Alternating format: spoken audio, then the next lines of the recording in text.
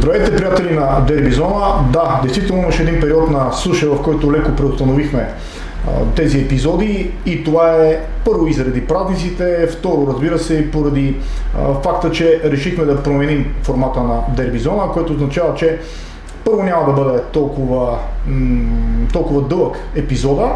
Ще го правим по около 30-40 минути всеки, като идеята е да ги правим по-често и съответно да каним гости от трите варненски клуба. Говорим за Черно море, за Спартак Варна и за Фратрия.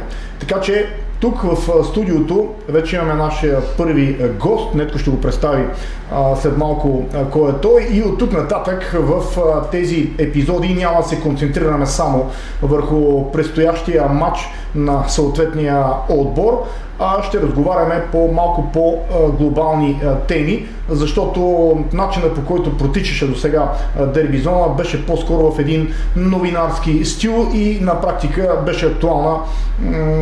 Няма там 2-3 дни, докато мине матча и дойде след това следващия. Нетко, към нашия гост. Преди да го представя, се позволява добре да честя новата година на феновете на Черно море, на феновете на Спартак, на Фратрия, на всички варненци и на всички българи, да им пожелая да бъдат здрави и успешни и да не забравят, че семейството е най-важното за един човек. Бъдете, използвайте всеки момент да бъдете заедно с любимите хора и да им показвате своята обич и любов. А иначе, първият ни гост за тази година, това е старши тренер на Спартак, господин Георго Хаджиевски. Добре дошли, господин Хаджиевски, в нашото студио. Добре, Найдов.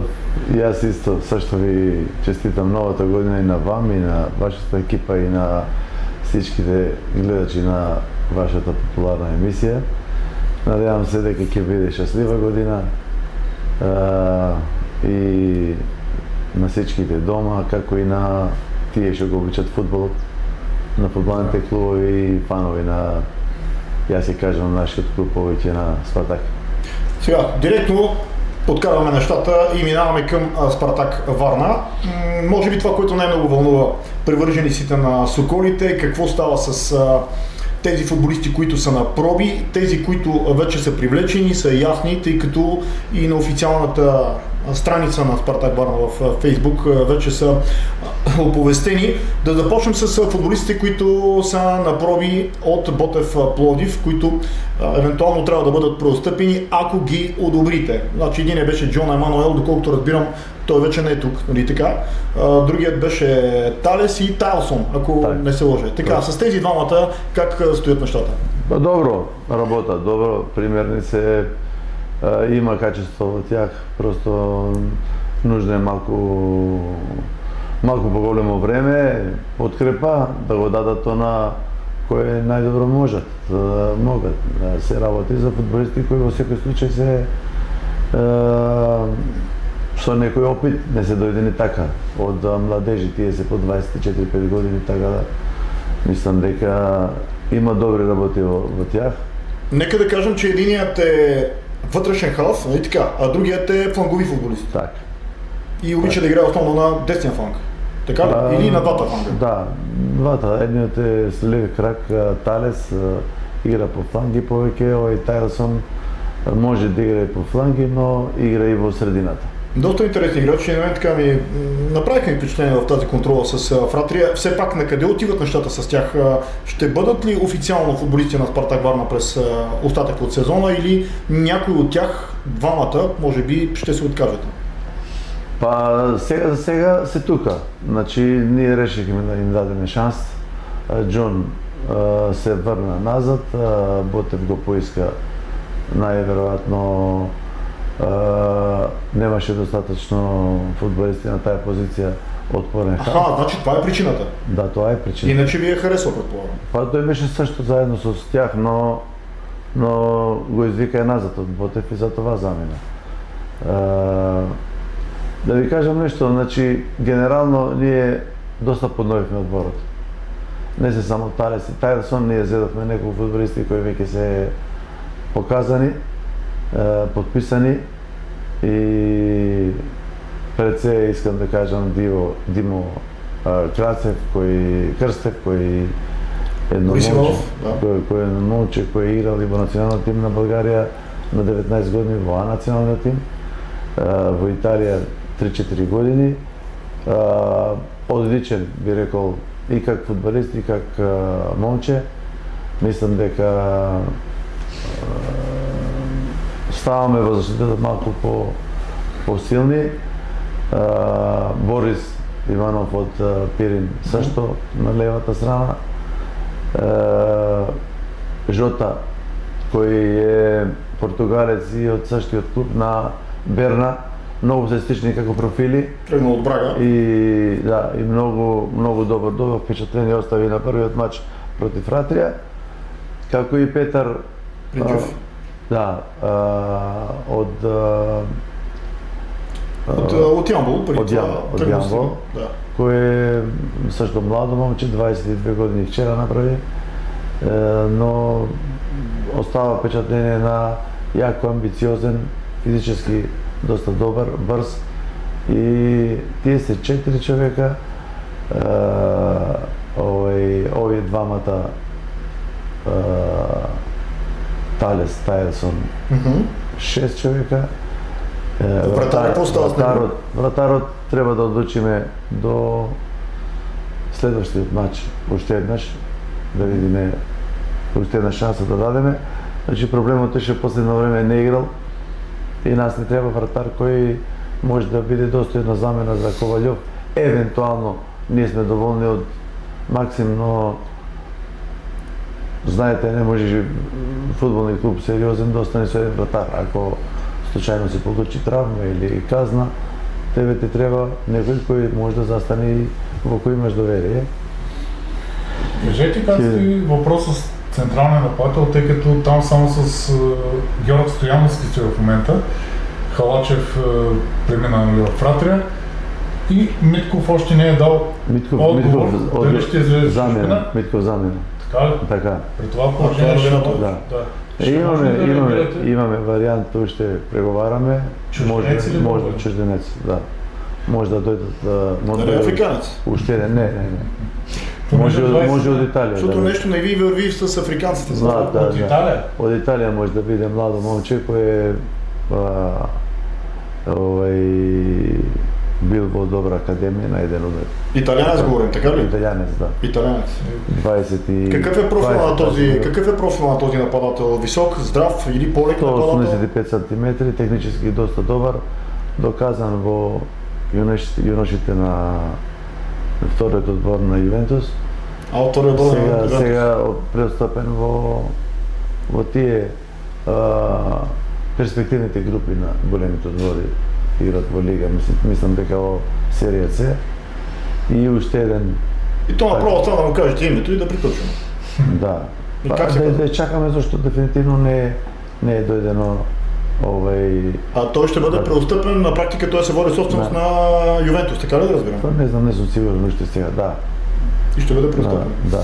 Значи, има вариант и за таму, но и Петар Пренчов е нападател. Значи, не е дека не зедовме. И тој во првиот мач играше во првите 11 За кој? За Пренчов на првиот мач со Фратрија. Тој е нападател, тој не е заштитник. Не е дека не зедовме фудбалисти. А имаме уште два човека од Ботев кои први ги казавте. Да. Значи како не зедовме, не разбирам. Значи с идването на италианеца приключва селекцијата. И уште може да уште еден. На пост? Сашто на фланг во лева и десна страна, повеќе заштитнички. Добре, при условие, че привлякохте Димо Кръстев, разполагате с Матео Петрашило, разполагате с Ангел Грънчов. Да разбирам ли, че Ангел Грънчов основно ще бъде ползван като вътрешен полузащитник? Ще му изместите така функцията на терена от централен такъв? Зависно от мачевите. Може да играме со 3 централни защитници, може да игра и отворен халф. Значи, ќе зависи. Говоря, ако не играете со 3 централни. Значи, тој може да игра на двете позиции. Така да во секој случај заштитата става малце по-силна. Казвам, имаме таму уште и Јанчев и Иван Алексиев. На централни таму е малкиот Христијан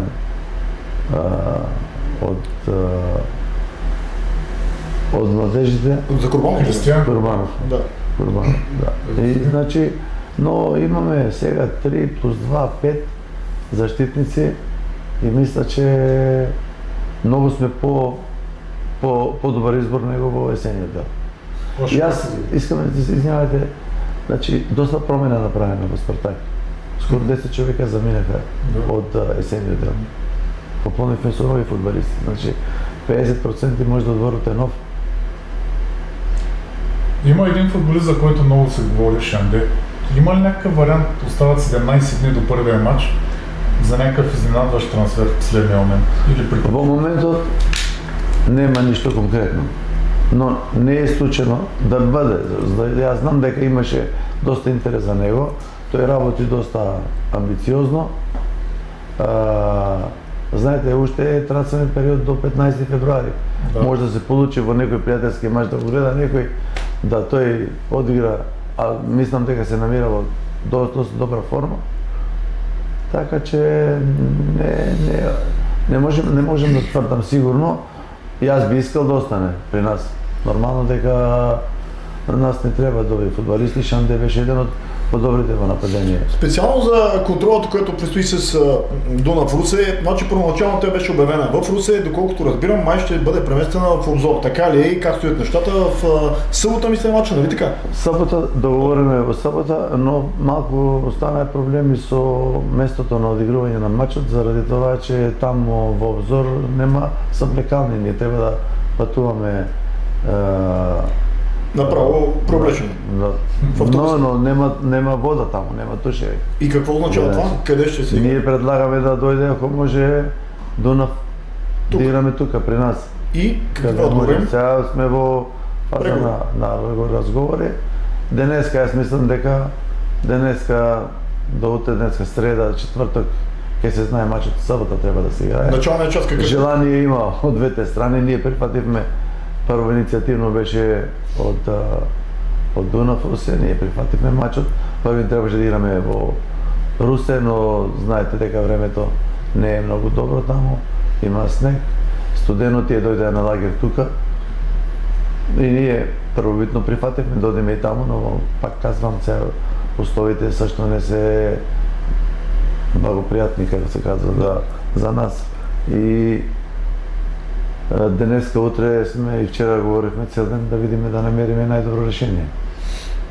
Дамјан Йорданов имаше някакви проблеми с обувки и пропусна тренировки. Той ще вземе ли участие в събота в матча и вече тренира пълноценно? Ќе вземе. Дамјан вчера работеше. Нормално имавме половин тренировка, беше со топка и прв пат след колко една седмица, 10 дена прв пат работеше, зашто имаше нагнечен од првата тренировка всушност, што игравме на снегот, го настапна некој на палецот и не можеше да облече обувки фудбални, но сега е добар. Здрав. За да затворим, между другото, темата с така новите попълнения, тези, които са на проби, с самата подготовка, с контролите, защото после така нетко има интересни въпроси и извън Спартак към Георко Хаджиевски. Как ще искате и как по-скоро ще изглежда отбора на Спартак Варна на фона на толкова футболисти, така, с които се разделихте и толкова, които привлякохте? Какъв футбол ще играе Спартак? Какво по-различно ще бъде от есента? Значи, вие знаете дека ние немахме достатъчно време за подготовки, ние бяхме заедно една седмица пред началото на шампионатот.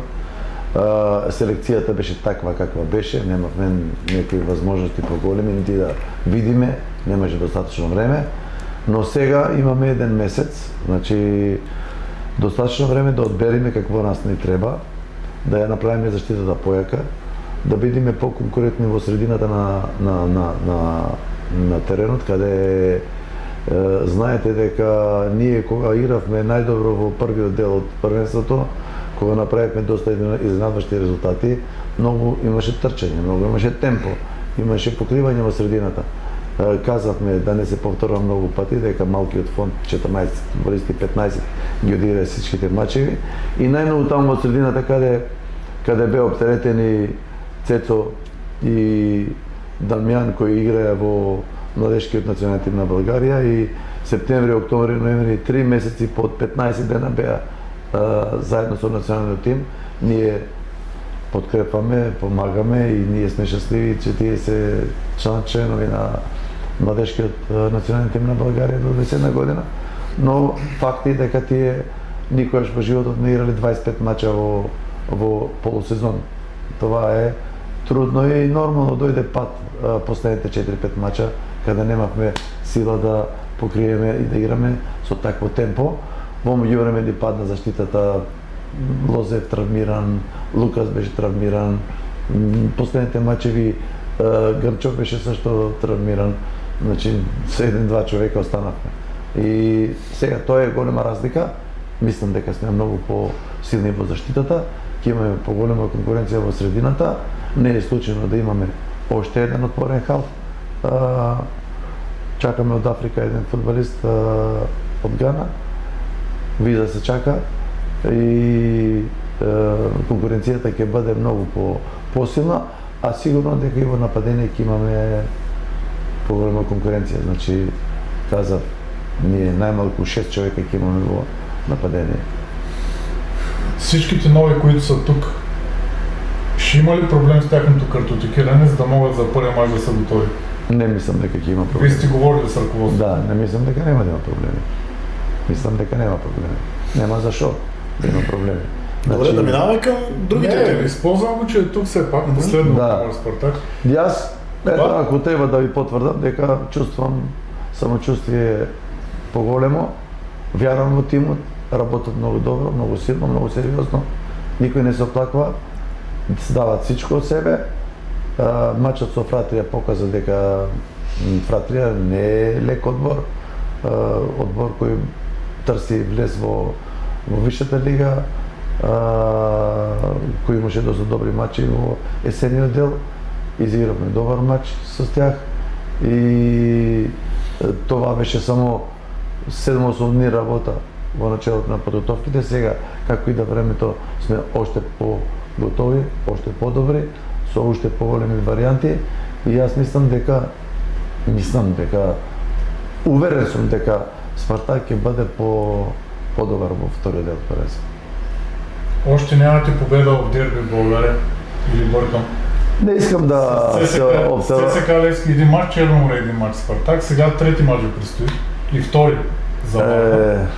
Поне да кажете какви са вашите очаквания. Знаете, понеже наближава седмия. Не сме во същото състояние. Сега Черно море е отбор кој 4-5-6 години работи под еден треньор, селекцијата се надгражда, имат формиран одбор, и од минатата година играе во Европа и ова година се во врвот, така да се работи за сериозен одбор, сериозен треньор, раководство, но нашите амбиции се да не подкрепуваме пред никој, ни пред Левски, ни пред Водогорец, ни пред ЦСКА, ни пред Черно море.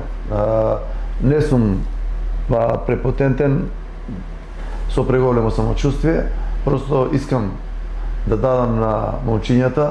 Ние не играме во Премиер лига, ни во Ла лига и во Бундеслига, ние играме во Българско првенство, каде секој може да бие. Показа последниот мач Добружа, ни една точка немаше последниот круг против ЦСКА 48, видовте дека се точка.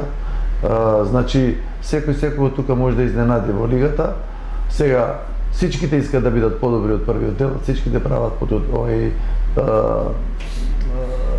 надополнување на селекцијата со нови фудбалисти и очаквам дека првенството во вториот дел ќе биде уште потешко. Затоа ние мора да сме многу посилни. Ние точно е дека мачот со Черно море е сериозен, важен за нас, дерби е. Знам колку всичките наши фанови искат да направиме добар резултат, но нека ние работиме, се спремаме јако и бидеме уверени дека со всичките клубови во лигата можеме да играме да одиме на победа. Аз се предлагам нетко към въпроси, които си подготвил извън Спартак, защото ако продължаваме, то е сладко да се говори по този начин, но ще оттечем пак на един час. Обещахме, че епизодите ще бъдат по 30-40 минути и съответно за всеки отбор, съответно гост, когато каним тук. Съвсем накратко, интересно е как стана футболист, кой те запали по футбол, на колко години беше? Все пак сръбска държава бяхте тогава, Югославия, Така. школа. Не бевме српска, југословенска бевме. Изобщо нема српска со југословенска. Така. Ние бевме Југославија. Добре. Ние сме со србите браќа, но и со хрватите, со босанците, со словенците, црногорците. Ние не сме били во војна со ниеден народ и со всичките сме многу добри. Беше една силна држава, Југославија, многу силна. 45 години живеевме во слога, како се казва, во добри условија. Имаше многу силен спорт, и фудбал, и баскет, световни прваци, европейски, олимписки, и ватерполо, и хандбал, и индивидуални спортове. Значи, трудно беше да влезеш во национални одбори во това време, кога изборот беше повеќе. Најсилни беа Србија и Хрватска по бројот на клубови и на возможности, но ние во Македонија го имавме Вардар, кој е клуб кој 45 години играше во висшата лига на Југославија, многу познат, секој мач пред 20-25-30 илјади гледачи, многу мачеви биени против Црвена звезда, Партизан, Динамо, Хајдук. Тоа беше за нас. Значи, там ли почнал Вардар? Јас почнав во... темата. Јас сум, да, значи во Битола, јас сум роден во Битола, мајка ми од Битола. Башта ми е од Преспанско езеро, тоа е помеѓу Охрид и Битола едно место. Но башта ми беше фудбални тренер. Јас сум од 5 години на терен. Значи јас сум бил предодреден да бидам во фудбалот. Завршив средно архитектонска школа и бев на факултет на архитектура. Првата година ја завршив, но играв активно 19 години. Првата година кога бев во Скопје на универзитет, играв во Македонска лига, Балкан од Скопје, еден клуб известен во Македонската лига. Таму почнав со 19 години да играм, покасно играв за Тетекс, известен клуб. Играше и во првата лига на Југославија и Перистер, кој таму и завршив многу млад на 29 години, зашто бев предодреден, завршив спортна факултет за физичка култура, спортна академија и со оглед на тоа дека играв 15 на години фудбал и завршив спортниот универзитет, јас бев предодреден да бидам, меѓу другото, моите родители беа просветни работници, наставници, учители, педагошки, психолошки, бев, да речеме, предодреден за некоја комуникација со фудбалистите, но како фудбалист бев отворен халф, плеймейкер, технични, доста добар демонстратор, кој означаваше дека со таква љубов и образование спортно, дека имам сите условија да бидам добар треньор. Многу млад почнав и многу млад почнав да идам професионален во Југославија. Бев најмлад професионален треньор во втора југословенска дивизија, една втора 20 клуба цела Југославија. Да. Направив 3 години со Перистер големи резултати и прв пат во историјата еден треньор од Македонија, од друг град, дојде треньор на Вардар. 91 година дојдов во јануари како прв треньор на Вардар. Пред това биле или Вардарови хора, како ЦСКА Левски, например, тука, Да. техни, или од Србија, од други републики на Југославија. Јас бев првиот со 35 години кој дојдов тренер на Вардар, направив феноменални резултати тие првите 3 години. Први беше испаднат Вардар во втора дивизија Југославија, ги врнав во прва дивизија. Црвена звезда која стана европейски првак 91 година во Бари, ние ја бихме во првиот нареден мач во првенството, последното првенство на Југославија во Скопје 1-0 бихме европейски првак Црвена звезда. И тоа последното првенство завршивме на 5-то место во таа Југославија, после се оделивме ние како самостојане. Тука веќе станав во Македонија јас со оглед на тоа дека бев последниот президент на тренерски одбор на Југославија. Станав президент на тренерски одбор на Македонија. Сичките национални одбори јас ги припремав во Македонија, а сашто бев треньор на Вардар. И во такво време идвам во ЦСКА 93 година, во новата Българија. Сум, мислам, едини прв чужденец треньор во българскиот фудбал, 93-94 кога Българија беше во штатите на световното четврто место, тогаш бе треньор на ЦСКА, Ваљо Михов ме донесе, беше президент. На којто онзи ден му се обади за рождениот ден. Се извинам. Казвам, онзи ден му се обади за рождениот ден. Се обадив, се слушавме многу добро, Ваљо и јас пријателски отношенија. Многу сме блиски, до ден денеска, 35 години, а и со многу други български фудбалисти и спортни работници поддржавам навистина всичките, да не кажам, бев јас ЦСКА, тогаш генералот на армија Љубен Петров беше генерал на армијата, до ден денеска се чуваме на телефон.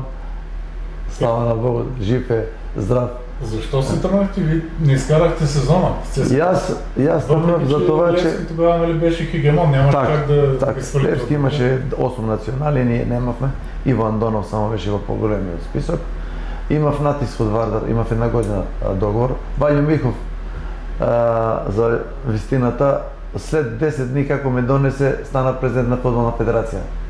Па немавме еден период президент, па Боби Станков дојде, па след 2 месеци се повлече, па дојде Петар Калпакчиев во декември. 3 президенти во една година. Многу обрквања имаше во клубот, а президентот на Вардар, кој ми беше како фудбални башта, беше известен многу, ме помоли, како знаеш, врштај се во Българија. Првенството 94 година заврши во април заради подготовките на националниот тим за штатите.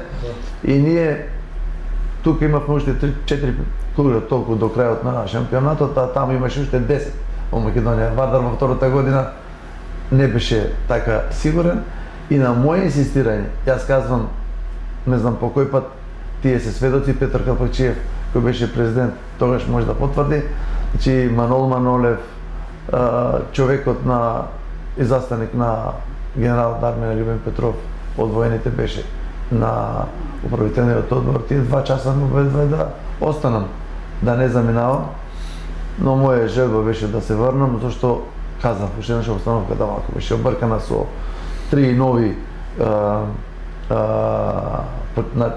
начела, почетоци. Може да направи грешка, мојата жена ме критикуваше многу, вика, не знам какво искаш ти, добро се чувствуваме, всичките не поддржават, добро ти е да останеме, но ето јас бев млад, направи грешки, нормално, сигурно дека во ЦСКА можев многу повеќе да направам, но љубовта кон Вардар, кој јас сум 5 пати шампион со Вардар, 5 години сум бил, направи да ја се врна. Ами, аз ти предлагам в краја на епизода, да спазим така, разбира се, времето, да напишеш нешто за Дерби зона в този голям тефтер и съответно да се разпишеш върху топката, която си е нашия емблема с дървения маркер, разбира се. Някъде може до автографа на Гвардиола, знам ли?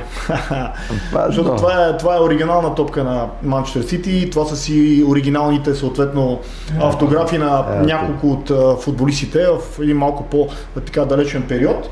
Това между другото го правим, защото идеята ни, ако се чудите, разбира се, докато Георги Хаджиевски също се разписва до вече бивши футболисти на Манчестър Сити, но и настоящия треньор. И разбира се и послание някакво да напишете за Дерби зона, първи лист е ваш. С голямо удоволствие и аз респектирам двамата како опитни спортни журналисти. Ще помоля само да го прочетеш после. Добре, аз предлагам да прочетеш това, което си написал, с което приключваме този епизод. То наистина голямо послание. Аз не знам, между другото Георги Хаджиевски го изненадахме, той не знаеше, че трябва да пише нещо, така че със сигурност не го е репетирал, но явно тече гладко мисълта. Така да прочетеш, да разберем какво точно... Значи ето, со големо удоволствие гостувам во предавањето на Спортна зона на моите пријатели Добри и Нетко и надевам се дека нема да е последен пат. И ние се надяваме. Благодарим. В този 27 епизод гост ни беше треньора на Спартак Варна Георги Хаджиевски.